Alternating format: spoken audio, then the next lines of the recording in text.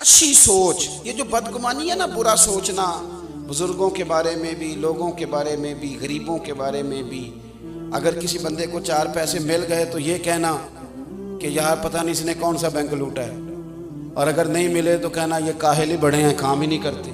ہر جگہ بدگمانی. یا ایھا الذین آمنوا اجتنبوا کثیرا من الظن ان بعض الظن اثم.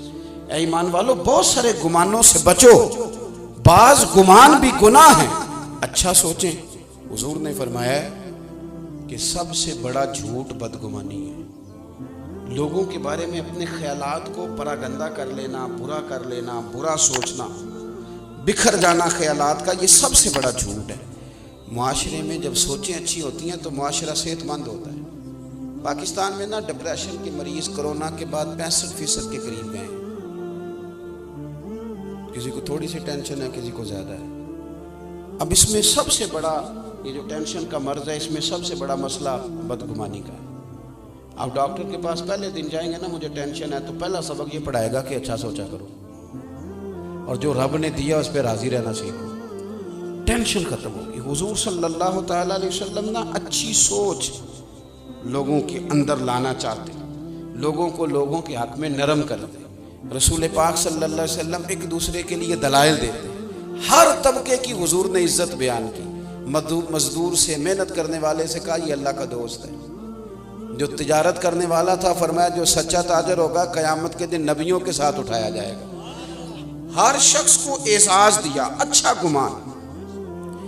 اگر بالفرض کسی وقت آپ کو ایسا لگتا ہے کہ فلاں آدمی یہ غلطی کر رہا ہے، تو ایک تو یہ کہ اگر وہ بزرگ ہے، کوئی عالم ہے، کوئی اللہ والا ہے، کوئی ہم سے بڑا ہے، ہمارا والد ہے، تو اس کی اس غلطی کو، اس کی تعویل کرنے کی کوشش کریں.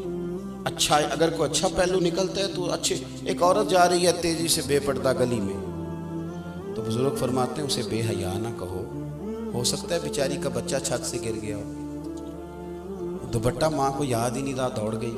حالانکہ یاد رہنا چاہیے تھا اس موقع پر، لیکن کچھ ایسا کریں کہ جس سے ہمارا ذہن ہر وقت نہ الجھا رہے. میں بس بات ختم کرنے لگا ہوں. سبق میں نے عرض کرنا تو میں کر چکا. اگر گمان ہمارے صحیح رہنے لگ جائے نا.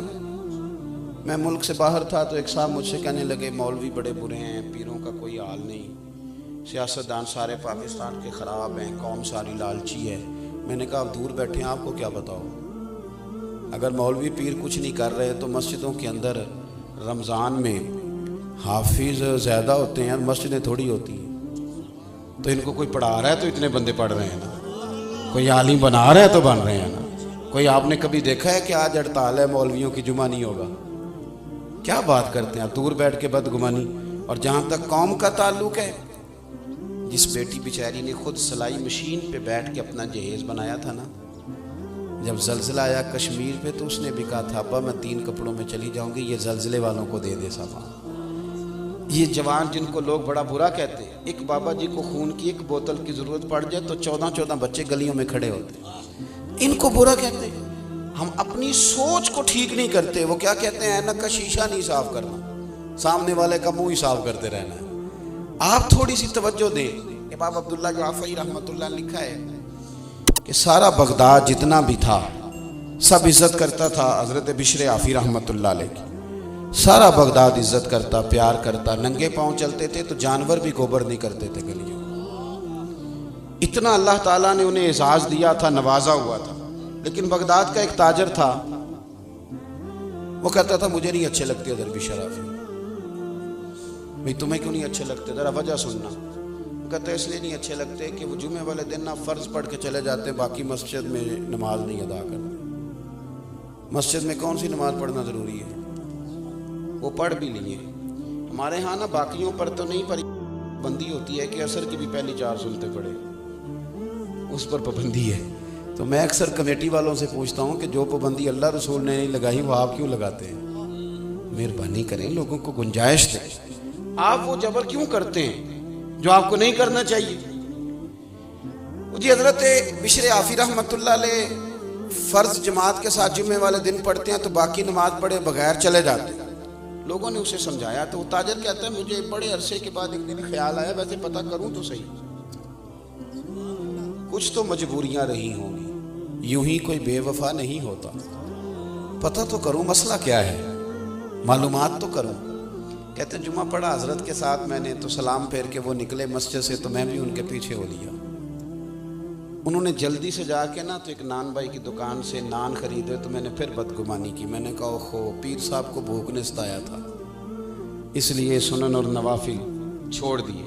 پھر وہ تھوڑا آگے گئے تو انہوں نے گوشت والی دکان سے کباب خریدے ہوٹل سے تو میں نے کہا مولانا کی عمر دیکھو اور ذائقے دیکھو. پھر وہ جنگل کی طرف بڑھے تو میں نے تیسری بدگمانی کی. میں نے کہا یہ مریدوں سے چھپ کے سبزے پہ بیٹھ کے کھائے گا.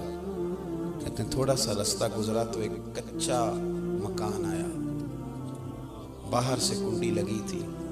شیخ نے اپنے ہاتھوں سے وہ مکان کی دروازہ کھولا اور میں دیکھ رہا تھا سامنے ایک فالج کے مریض بزرگ لیٹے. اور جب وہ آگے بڑھ کے میں نے دیکھا تو ان کے منہ سے رطوبتیں نکل رہی تھیں اور وہ تکلیف میں تھے. حضرت بشر آفی نے پہلے سیدھا کر کے لٹایا, پھر اپنا امامہ کھول کے پانی میں ڈبو کے ان کا منہ دھویا اور پہلا لقمہ توڑ کے ان کے منہ میں ڈالا تو فرمانے لگے بابا ناراض نہ ہونا, جمعہ تھا مجھے دیر ہو گئی, ابھی تو میں نے سنتیں اور نفل بھی پڑھنے ہیں, ابھی تو میری بقیہ نماز رہتی ہے. وہ شخص کہتا ہے میں باہر کھڑا تھا تو میرا وجود کانپنے لگا. میں نے کہا میں کیا کہتا تھا یہ کیا بنا, میں کہاں کھڑا تھا, یہ کیا رنگ نکل آیا. حضرت شیخ نے جب کہا نا معاف کر دو تو بابا جی رو پڑے. کہنے لگے میرا آگے پیچھے کوئی نہیں اور جو تھے وہ بھی مجھے چھوڑ گئے. بشر 14 سال ہو گئے تو روز میری روٹی لے کے آتا, تو کب تک آئے گا یار, میں کب تک بڑا رہوں گا, کب تک تو اتنا تکلف کرے گا. تو حضرت بشر آفی نے ان کو روتے دیکھا تو روئے, آنسو پونچھ کے کہنے لگے یہ جو رب کی اتنی رحمتیں برستی ہیں نا اور انسانوں سے لے کر جانور تک میری قدر کرتے ہیں تو اس کے پیچھے حکمت یہ ہے کہ میں آپ کی خدمت کرتا ہوں تو اللہ نے مخلوق کے دل میں میری محبت پیدا فرما دی. اپنا گمان ٹھیک کریں, سوچیں ٹھیک کریں. حضور کی غلامی میں جو سوچیں حضور نے ہمیں عطا کی ان پر توجہ کریں, پھر دیکھیں اللہ کی مدد آئے گی, محبوبیت نازل ہوگی. جو ہم کرنے کے قابل بھی نہیں وہ کام بھی رب لے لے گا. جو بالکل سوچا بھی نہیں ہوگا کہ میں یہ کر سکتا ہوں وہ بھی اللہ کی توفیق سے ہو جائے گا. الجھنا چھوڑ دیں, بہت زیادہ بدگمانیاں چھوڑ دیں, بہت زیادہ کہانیاں چھوڑ دیں. نئے نئے الجھے سوالات اور بکھری سوچیں. اور ہمارے بچوں کا یہ کہنا کہ فلانا بھی غلط فلانا بھی غلط, تو بھئی یہ تو آپ کے ذمہ ہی نہیں, آپ کے تو ذمہ اپنا آپ ہے. برے بندے نو لبن ٹریا سان جگ تے ملیا نہ کوئی, تے اپنے اندر چاہتی پائی تے میتھوں برا نہ کوئی. تو اس لیے حضور صلی اللہ علیہ وسلم کی جو اتباع ہے اس میں ہمیں جو نکھری زندگی ملتی ہے وہ ہمیں تازہ دم رکھے گی, پریشان نہیں ہونے دے گی, خیالوں کو آوارہ نہیں ہونے دے گی. اللہ کے حضور دعا کرتا ہوں جو میں کہہ سکا ہوں اللہ قبول فرمائے.